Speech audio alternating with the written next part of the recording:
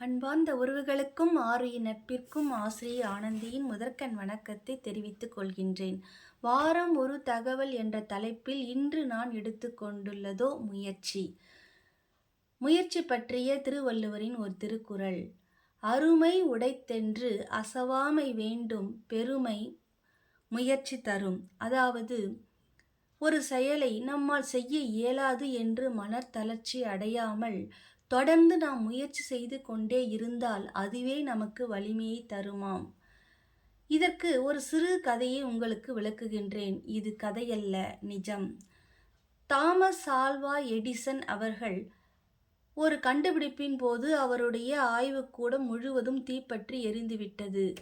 அவருக்கு அப்பொழுது வயது 67.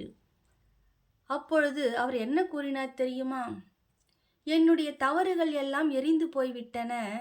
நான் புதியதாக பயணத்தை தொடங்கப் போகின்றேன். இதற்காக நான் கடவுளுக்கு நன்றியை தெரிவித்துக் கொள்கின்றேன். என்ன ஒரு திடமான ஒரு மன நம்பிக்கை! அவர் அது மட்டுமல்ல, மீண்டும் முயற்சி செய்தார். அடுத்த 3 வாரத்தில் போனோகிராஃப் என்ற அருமையான ஒளிப்பதிவு கருவியை வெற்றிகரமாக கண்டுபிடித்தார். எனவே தோழர்களே, இளைஞர்களே, தடுக்கி விழுந்து விட்டால் விழுந்த இடத்திலேயே ஏன் இருக்கிறீர்கள்? அடுத்து என்ன செய்யலாம், அதை எப்படி சரிப்படுத்தலாம் என்று தானே நீங்கள் ஓட வேண்டும். தேங்கிய குட்டை நீராக இல்லாமல் ஓடும் நதியாக இருங்கள்.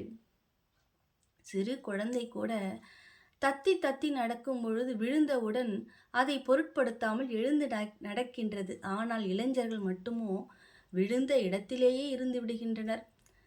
எழுந்து பாருங்கள், என்ன தவறு செய்தோம் என்று திருத்துங்கள். அடுத்ததை முயற்சி செய்து பாருங்கள். முயற்சி திருவினையாக்கும்.